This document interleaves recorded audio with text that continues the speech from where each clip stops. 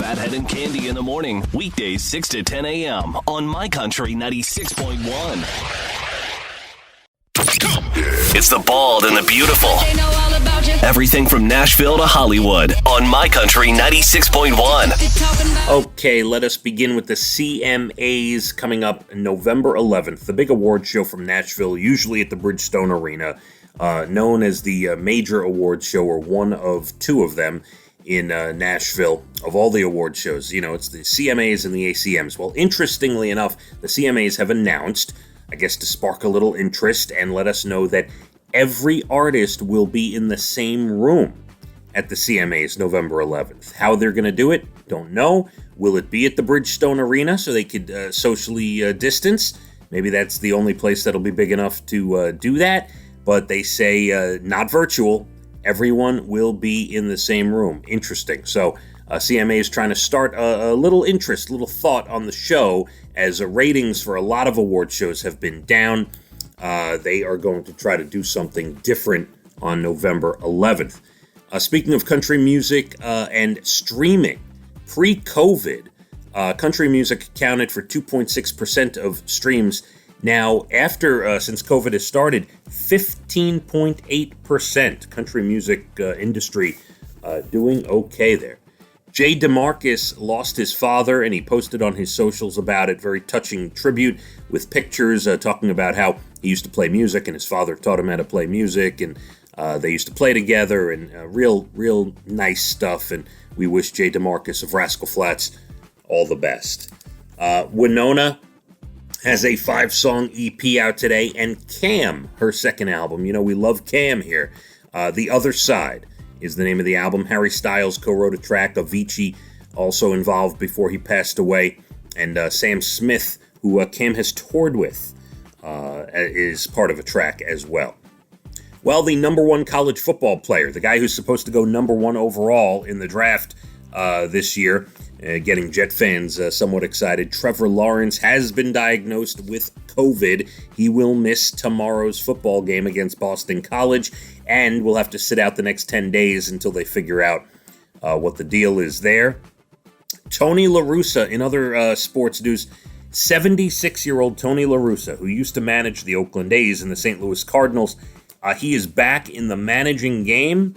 He will be managing the Chicago White Sox, and the interesting note on this is he's 76, and this is an industry that is only getting younger and going more towards statistics and going by the numbers, and in a certain sense can probably have a computer manage instead of a human being, which is, by the way, I am not a fan of. Just giving you the facts. And Tony La Russa at 76, considered a dinosaur in this type of sport now, but he is back. I love the move. Maybe he'll bring some of the old school baseball back for the Chicago White Sox. Andrew Cuomo, the governor, having a little fun on The View just the other day. You know, Chelsea Handler has been talking about wanting to date him. So he was telling the ladies of The View that, well, she's got to be a New York resident. I only date New York residents. He was joking, of course, but Whoopi Goldberg responded, well, she'll probably be living in New York next week then. So they're having a little back and forth. We shall see if that goes anywhere. Sacha Baron Cohen donated $100,000 to Oklahoma City charities in the name of Janice Jones from his movie. She's getting a lot of buzz for being a good person. He's trying to help her out there. Scarlett Johansson and Colin Jost got married. Scarlett Johansson, her third marriage. Colin Jost from SNL, his first. Paul Rudd was in Brooklyn at the Barclays Center just the other day handing out wrapped cookies to voters. Songbird, a movie being put together and filmed. Don't know when it's going to be done or where it's going to air. Could be in theaters, could be on TV. But Songbird, the plot is it's about year 4 of the pandemic. It takes place in year 4 of COVID. So I don't think there'll be any in between. You will have people who will be rushing to see this, to see what year 4 of a pandemic could look like, and other people who don't want to even come close to this film. And finally, we shared with you that Saved by the Bell, the reboot on the Peacock Network, coming in November, they released their first trailer, and for someone like me who grew up on that show and loved that show Saturday mornings, Very excited by the trailer. It's a goofy TV show, but it's like if you were into New Kids on the Block 30 years ago, and then you saw they were on tour, which they were, and then you went and bought tickets so you could go relive your youth. That's how I feel about Saved by the Bell.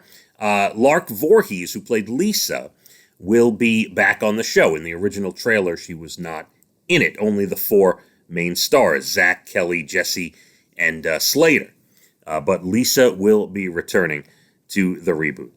SNL this weekend, John Mulaney hosts. The Strokes are the musical guest. Disney Plus today, Season 2 of The Mandalorian premieres. And Amazon, a new show out today, Truth Seekers, about a paranormal investigator. And there you have it, you're Bald and the Beautiful, everything from Nashville to Hollywood. Let's hit the roads. Phathead and Cande in the morning, weekdays 6 to 10 a.m. on My Country 96.1.